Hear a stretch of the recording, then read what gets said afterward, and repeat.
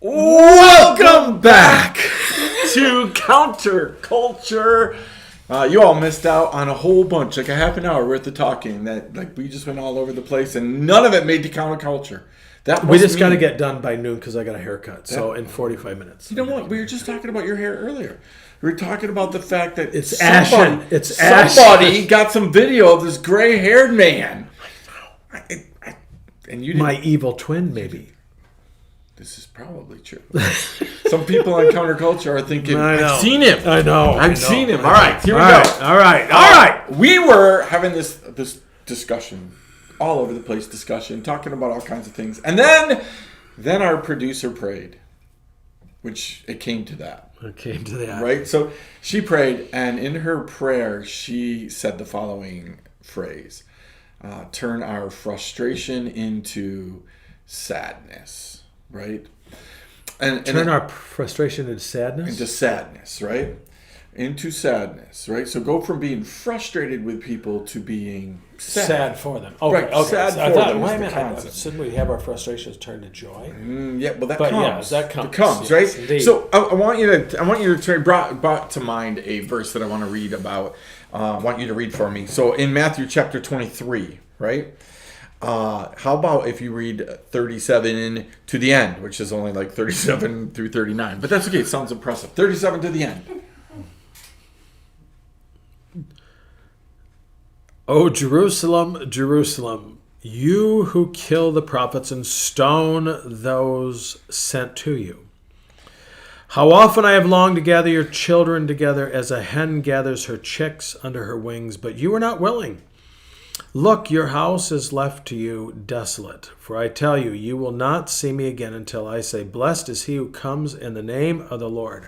Hey, so we read this, and mine is a lament for Jerusalem, right, is the subtitle for this whole thing. Mm-hmm. But we get this, at least I get, this kind of feeling that Jesus is frustrated, right? Now, again, his perspective is over hundreds, thousands of years, right, with the people of Israel. Having this desire to gather them and to love on them and to take care of them, and frustrated in the Old Testament over and over that they won't turn back to him, that they won't do what's right, that they won't choose him above other gods. But you sense in this, when you get this lament, you sense that all the frustration in this moment turns into this sadness as he overlooks Jerusalem and just like this, I see who you really are. I see where you really are. I see what you really need. And you're just not willing to come to me, right? I see where you could be. Ooh. And your unwillingness to step into that. Okay, so we face this every day. You and I face this every day. Others face this every day. But if you're breathing, you probably face this every day, right? That we go places that we get frustrated. We're frustrated with how we're being treated. We're frustrated. Last night I was driving home from Lakeview, and I'm frustrated because right before I get ready to pass a truck, another semi pulls into my lane and goes 55 and like takes him 10 miles to pass this truck. It wasn't really, but it felt like that, right? And I'm just frustrated. It gets lost in the rounding. I feel like that's a lot of things. Just get super frustrated. Wasn't thinking about the driver, wasn't thinking about anybody but myself, right? And just frustrated. But we're challenged really by God in the like, how do we change frustration into a real sadness for somebody, a real caring for where somebody is, which then can eventually turn into a joy, right? Hopefully they go through a process and we get to a place where it's joy. But as we look at our country today, as we look at our culture, as we look at our churches, super easy to get frustrated. Mm-hmm. How do we turn that into a genuine godlike sadness that has us for people and not about people? Well, to be filled with the love of God. Ooh, sounds like and when we think about our own situations and what God has brought us through, to let God's love into us, that we can shift to seeing them through His eyes. Yep. That I was just talking to a young person earlier this week who, break up, that goes and stuff. And, trying to help frame it that his ex-girlfriend is not able to be honest. She doesn't. She's so wounded that the only way she knows how to be is dishonest and manipulative. I use the phrase sometimes. I do get angry at people sometimes. Sure. But Lord, help me be angry for them. There's a difference. Yep. You can be angry at the behavior, but you can be angry for the person. Asking yourself, why are they acting this way, treating me this way, treating others this way? And it shifts us to a more compassionate mindset. There you go. That says, wait a minute, what has wounded them so badly, or is wounding them right now, or has them so afraid that, because anger is a secondary emotion. Let's talk about that for a minute. You just don't get angry. Well, I'm angry today. It seems like some people do that. Yeah. But they don't. Yeah, right.